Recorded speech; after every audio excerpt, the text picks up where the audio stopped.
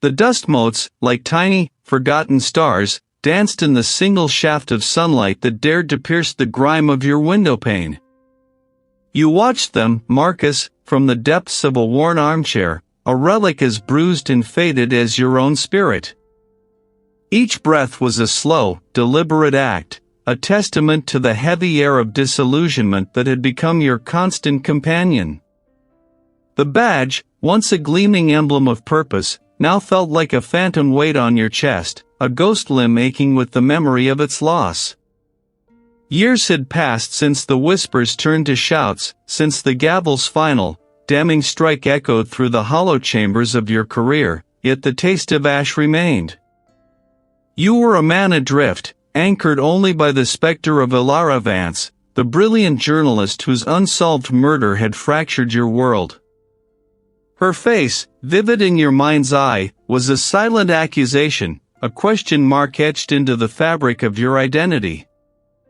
You'd failed her, failed yourself, and in that failure, you'd found a desolate kind of peace, a withdrawal from the world that had cast you out. Then, a knock. Sharp, insistent, a jarring intrusion into the quietude of your self-imposed exile. You didn't expect visitors. Not anymore. The world had long since forgotten Marcus Thorne, or so you believed.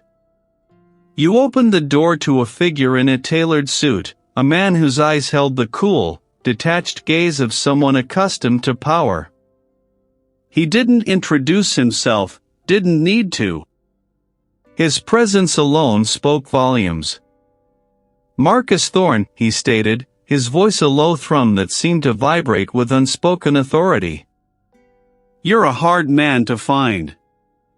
You merely raised an eyebrow, a silent challenge. Harder to trust. He offered a thin smile, devoid of humor. Perhaps. But necessity often overrides such luxuries. We have a proposition for you. A unique opportunity. He paused, letting the words hang, laden with unspoken meaning. It concerns a cold case. One you might recall. Your jaw tightened. New information has surfaced. Information that implicates significant figures. He produced a slim, leather-bound folder, its edges crisp and unmarred, a stark contrast to the dust and decay of your apartment. We believe you are uniquely positioned to revisit this investigation. To see what others missed. He spoke of redemption, of a chance to mend the fractured pieces of your past, but you heard only the echo of Elara's name, a siren song pulling you back into the treacherous waters you'd sworn to avoid. You stood there, the weight of the moment pressing down, the man in the suit patiently awaiting your decision. The silence stretched, thick with unspoken history. Why me? You finally asked, the words raspy and used. Marcus Thorne am discredited. A ghost. Precisely, he said, a flicker of something unreadable in his eyes. Ghosts move unseen.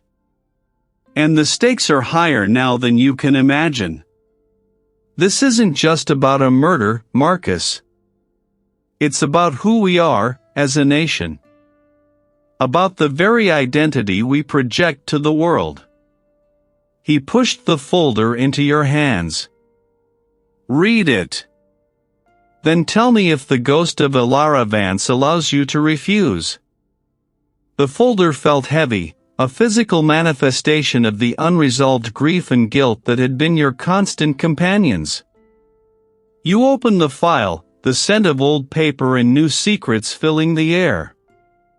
Elara's photograph stared back at you, her intelligent eyes brimming with a life brutally extinguished. You scanned the summary, the familiar details of her demise, then your gaze caught on a newly added addendum. The senator, a man whose public persona gleamed with philanthropic virtue, now stood under a shadow cast by the ghost of a journalist. The ghost of Elara Vance did not allow you to refuse. You found yourself standing before the skeletal remains of Elara Vance's apartment, the yellow tape long gone, but the spectral echo of the crime still clinging to the air like dust. The landlord, a stoic woman with tired eyes, had given you access, recognizing the old, haunted look in your own gaze. Another one trying to make sense of it, she'd muttered, handing you a rusty key. But you weren't looking for furniture, you were looking for ghosts. The original investigation had been thorough, but hurried, pressured to close quickly. A random act of violence, they'd called it. You'd always known it was more. You remembered Elara's meticulous nature, her habit of leaving breadcrumbs. He was a journalist, a storyteller, and he would have wanted her final story to be told. You focused on the small details, the things easily overlooked. A loose floorboard near her writing desk. You knelt, the creak of your joints protesting, and carefully pried it up. Beneath, nestled in a cavity, was a small, leather-bound notebook, water-damaged but remarkably preserved. Its pages were filled with Elara's tight, precise script, a chaotic jumble of names, dates, and cryptic notes. One phrase, underlined multiple times, caught your eye: Stone's Haven. Watch the harvest. SG connections to migrant flow. Stone's Haven. The name resonated with an unsettling familiarity. You'd heard it before, years ago, in the periphery of another case, one you'd dismissed as unimportant, a footnote in your own downward spiral. You knew you needed to talk to someone who remembered the old days, before your fall. You drove to the precinct, a place that now felt alien, unwelcoming. The sergeant, a burly man named Miller who'd once been your partner, met you with a wary expression in a cramped, windowless office.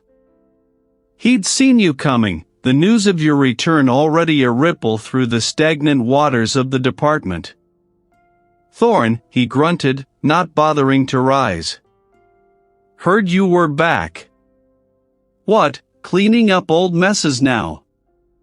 His tone was laced with a resentment that felt as old as your disgrace. Elara Vance. You stated, pushing the notebook across his desk, open to the incriminating page. What do you know about Stone's Haven? Miller's eyes narrowed. His gaze flicking from the notebook to your face. He leaned back, a deliberate act of distancing. Stone's Haven? That was just some old, abandoned facility out in the district. Nothing there. Just a derelict immigration holding place, used for overflow years ago. Closed down now. Or repurposed, you countered, your voice low. Elara thought it was important. And she linked it to SG connections to migrant flow. Does SG mean anything to you? He scoffed. Sounds like crazy talk, Thorne. You know how Elara was. You should leave this alone. Some things are better left buried.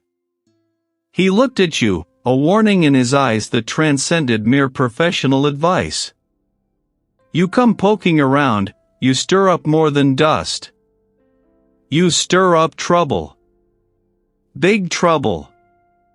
What kind of trouble? You pressed. Not just journalists. The kind that makes careers end. You know that better than anyone. He glanced around the office, as if listening for unseen ears. There are forces at play now, Marcus, far beyond anything you ever dealt with. Caldwell's campaign, for example. He's got powerful friends. Friends who don't like old stories resurfacing. His words confirmed your suspicions. It was a live wire, still buzzing with danger, guarded by unseen hands. And now, you were stepping into that light, an unwelcome ghost returned to haunt the living. The SG in Elara's notebook, combined with Miller's veiled warnings about Senator Caldwell's powerful friends, sent you down a rabbit hole of digital investigation. You spent days hunched over your laptop, a glowing portal into the underbelly of corporate finance and political influence. The Sovereign Group. It wasn't a name you'd heard openly, but its digital footprint was vast and unsettling. A labyrinth of shell corporations, offshore accounts, and philanthropic fronts, all leading back to a central hub that seemed to funnel vast sums of money into Senator Caldwell's campaign. They owned a network of seemingly innocuous businesses, from logistics companies to security firms, and yes, even a few defunct properties that mirrored the description of Stone's Haven. You cross-referenced these terms with her. Previous articles, finding a recurring theme, the plight of undocumented migrants, their vulnerability, and the ease with which their identities could be erased or rewritten. And Stone's Haven, that old immigration detention facility, was more than just a closed-down building. You decided to visit Stone's Haven. The facility was a sprawling complex of low-slung buildings, surrounded by a chain-link fence topped with barbed wire, rusted and broken in places. It had the desolate air of a forgotten place, yet a faint hum of activity seemed to emanate from within, a barely perceptible tremor in the air. You cut through a section of fence, the metal groaning in protest. Inside, the silence was profound, broken only by the crunch of your boots on gravel. The main building, a grim, institutional structure, loomed before you. The interior was a maze of dimly lit corridors, the air thick with the smell of damp concrete and something else, something metallic and faintly sweet, like old blood. Suddenly, a sharp click behind you. The sound of a door locking. You spun around, your heart hammering against your ribs. The service entrance was now securely shut, the heavy bolt thrown. You were trapped. This wasn't an oversight. He wasn't the emissary, but he carried the same aura of calculated menace. He must have been waiting. You're making a nuisance of yourself, Marcus Thorne, he continued, a faint smile playing on his lips. Some things are best left undisturbed. Elara Vance learned that the hard way. What did she find? You demanded, your voice steady despite the tremor in your hands. He chuckled, a dry, humorless sound. More than he should have. More than you will. Consider this a friendly warning. Go home, Marcus. Reclaim your obscurity. Then, from the ceiling, a loud, grating alarm blared, piercing the quiet. Time to leave, he said, his smile widening. Unless you want to explain to the local authorities why you've broken into a decommissioned federal facility. They're very understanding about trespassers, especially ones with your reputation. The threat was clear. He wanted you caught, not killed, not yet. It was a clever play, designed to break your spirit, to remind you of the very downfall you were trying to escape. As the alarm shrieked, echoing through the empty facility, you knew he wouldn't kill you here. Not when discrediting you served a greater purpose. They were watching you, Marcus, a silent, pervasive threat that tightened its grip around your throat. Your identity as a disgraced detective was being weaponized against you, a constant reminder of the fragility of your pursuit of truth. They knew your every move, perhaps even your every thought. The question gnawed at you, how? You returned to your apartment, the alarm's screech still ringing in your ears, the metallic tang of fear on your tongue. You re-examined Elara's notebook, searching for anything you might have missed, any clue to the source of their omniscience. Her notes on identity management and migrant flow kept resurfacing. You remembered the missing migrant family case from years ago, the one that had contributed to your disgrace. A family had vanished without a trace, and you, overwhelmed by personal demons, had dismissed it as a simple border crossing gone wrong, a case quickly overshadowed by the sensationalism of Elara's murder investigation. You had been too blinded by your own internal turmoil to see the connections, too eager to close the file and move on.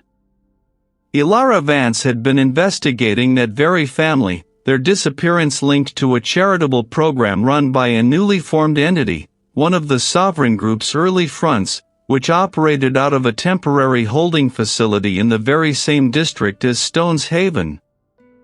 Your past failure wasn't just a personal demon, it was a missing piece of Elara's puzzle, a crucial link you had overlooked. The identity of the victims, their forgotten stories, now screamed for justice. The betraying sting came not from a stranger, but from a familiar face. He was now retired, living a quiet life in a suburban home, tending to his rose garden. What brings you out to the land of the living? You sat on his porch swing, the scent of roses cloying in the air. Elara Vance. Stone's Haven. The Sovereign Group. His hand, holding the pruning shears, stilled. It's dangerous, son. Let it go. He was investigating the missing migrant family, you pressed, watching his reaction closely. The ones from the charitable program. The same year Marcus Thorne dropped the ball. He sighed, a heavy, world-weary sound. That was a difficult time for you, Marcus. For all of us. Those cases. They're complicated. The border, the politics. It was messy. Messy, or covered up, you challenged, your voice hardening. Elara linked them to the Sovereign Group. And to Senator Caldwell. You always spoke so highly of Caldwell, Chief. Always praised his philanthropic endeavors. He looked away, his gaze fixed on a distant point beyond the rose garden. Caldwell is a good man, Marcus. A powerful man. About what Elara found. Did you know they were using that facility, even back then, to disappear people? He turned back to you, his eyes clouded with an emotion that looked suspiciously like fear. I knew there were some operations, some sensitive projects. But I was assured they were legitimate. For the greater good. National security, Marcus. That's what they said. It was above my pay grade. Above all of our pay grades. Above mine, certainly, you said, a bitter laugh escaping your lips. But not above Elara's. He was close to exposing it all, wasn't she? Just like the migrants. Just like that family. He rose, his posture stiff, suddenly looking much older. Marcus, you need to understand. There are forces. Powerful forces. They protect their own.